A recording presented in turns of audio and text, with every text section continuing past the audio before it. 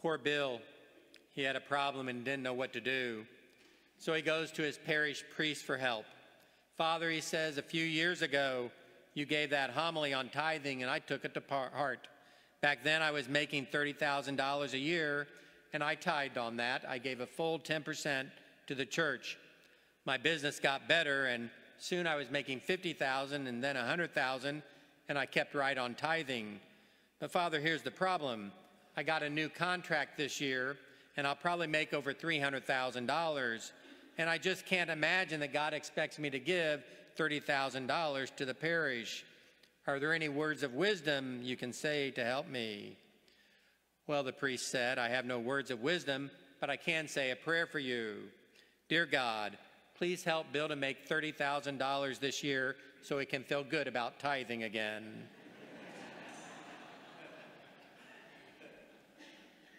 Today we kick off our annual Stewardship of Treasure, the annual homily series where I encourage you to look at your giving in general and your giving in particular to the parish and to the church. And once again, I don't say any of this to make anyone feel guilty about anything, but just something food for thought. I mentioned before that I really have no problem speaking about money or finances, what the church calls Christian stewardship. I have no problem about speaking about that from the pulpit, because I believe that how we handle our money and our resources, our finances, should be a deeply spiritual thing. Because we are invited by God to work with God to build a better world.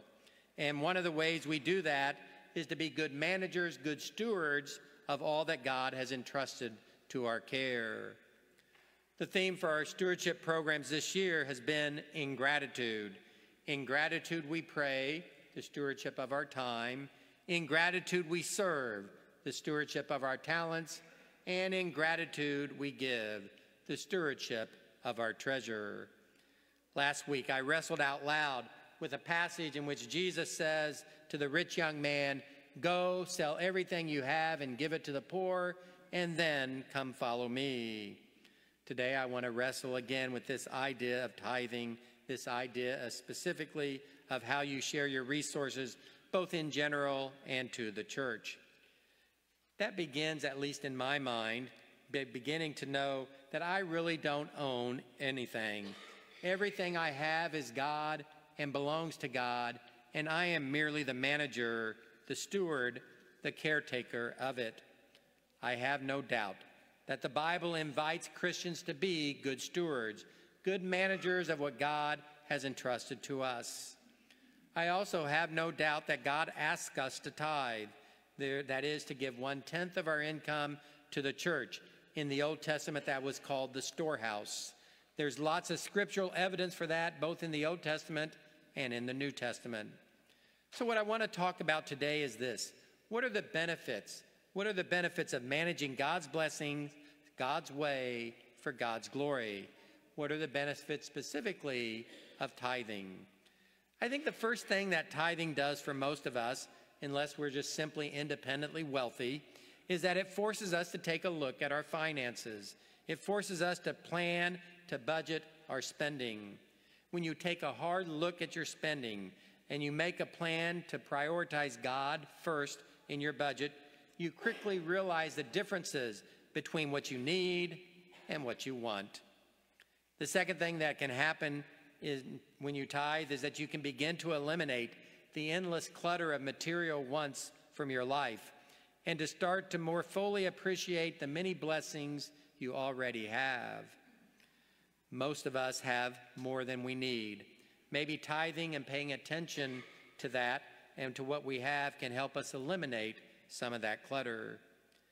I think a third thing that tithing can do for us is it can lead us to contentment. St. Paul in his letter to Timothy reminds us, religion with contentment is great gain. Once you understand and really practice contentment, you begin to put your finances, I believe, in proper order. Ultimately, I believe those who tithe feel the practice brings more joy, more peace, more contentment, and more balance in their lives. I want to share a little bit of a personal witness, a spiritual witness here. I've not always tithed in my life. even as a priest, I've not always tithed. I've always given to the parish I served, but I've not always given a tithe, 10%. I started doing that about 20 years ago, and I've done it consistently over the last 20 years. Has tithing made a difference to me in my life? Has tithing made a difference to me in my spiritual life? I will tell you beyond a doubt, absolutely. It's helped me to understand that God owns it all, and I'm simply managing it for God. It's helped me to prioritize what's really important to me in my life. And it's helped me to grow more into the likeness of God, who is the ultimate giver. So why do I tithe? I do it because I want to live my life according to the Scriptures. I do it because it helps me to be less selfish. I do it because it helps me to be more generous. And I do it because in a small way, it helps me to be more like God. As I went through the list of the reasons why I tithe, I want you to notice this, that I never said I do it because the church or the parish needs the money. I never said that I do it because I thought God would love me more if I tithe. And I never said I tithe because I'm afraid if I don't, I'll go to hell. Ultimately, I tithe simply to be more like the God who created me. So today, I want you to think about, pray about, reflect, and consider tithing. Not just giving, but giving 10% to the church. I know that for most people, tithing is a huge step. Tithing takes great faith. Simply placing your trust in God, that God will take care of you. If you wait until you feel you're financially comfortable, you may never reach that place.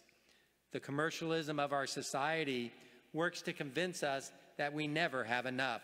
No matter how much we have, there's always someone who has more, someone who has better, and we can see their highlights on any social media.